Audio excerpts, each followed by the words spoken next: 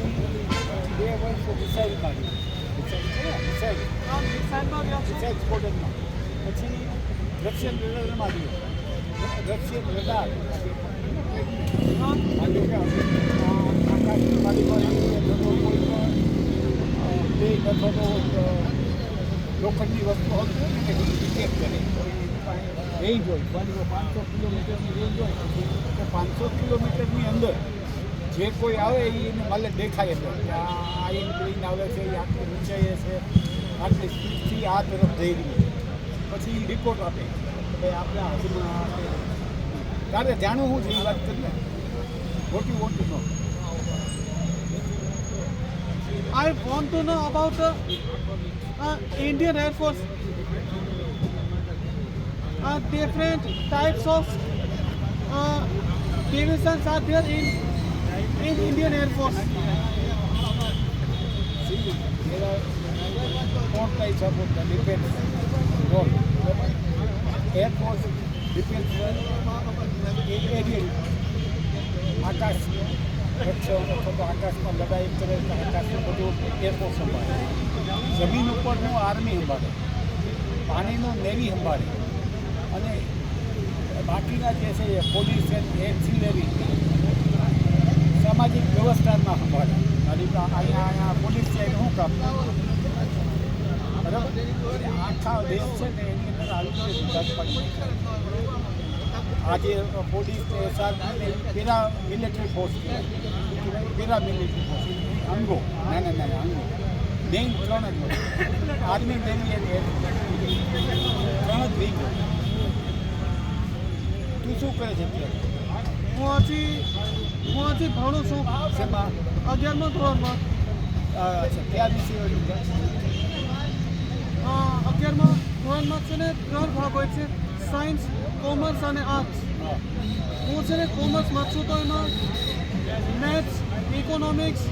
સંસ્કૃત એવા બધા વિષયો આવે છે વેરી ગુડ અને જો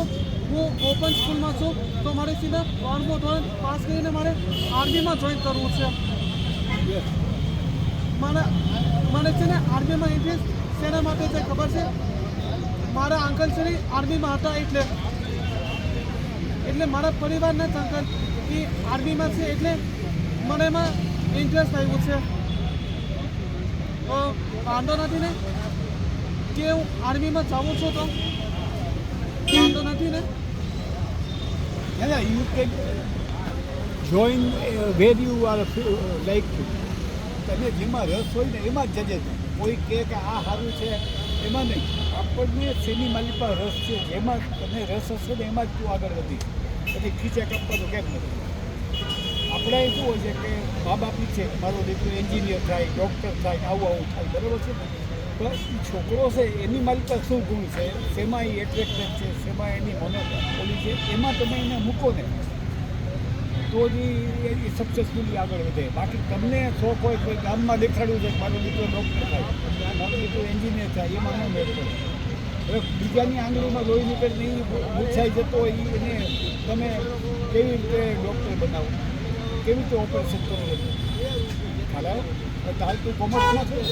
તને કોમર્સ ગમે છે તને તારા સબ્જેક્ટ ગમે છે મારા વિષયોમાં સૌથી વધારે ગણિત એમ નથી એ કંઈ તને ગમે છે આર યુ ઇન્ટરેસ્ટેડ એ પહેલી વાત કરતો હા તને જો ગમતું હશે તો તું એમાં સારી રીતે સ્કોર કરી શકીશ પણ જો તને મૂકવામાં આવ્યું હશે તો તું પછી ધક્કા મારીને ગાડી હાંકીશ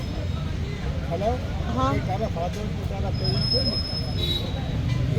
એને તું તારા દિલની વાત કરી દે કે મને આ નથી ફાવતું મને આ ફાવે છે કોઈ વસ્તુ ખરાબ નથી કોઈ વસ્તુ સારી નથી જેમાં માસ્ટરીએ છે એની જ વેલ્યુ છે કિલ્લા ચાલુની કોઈ વેલ્યુ નથી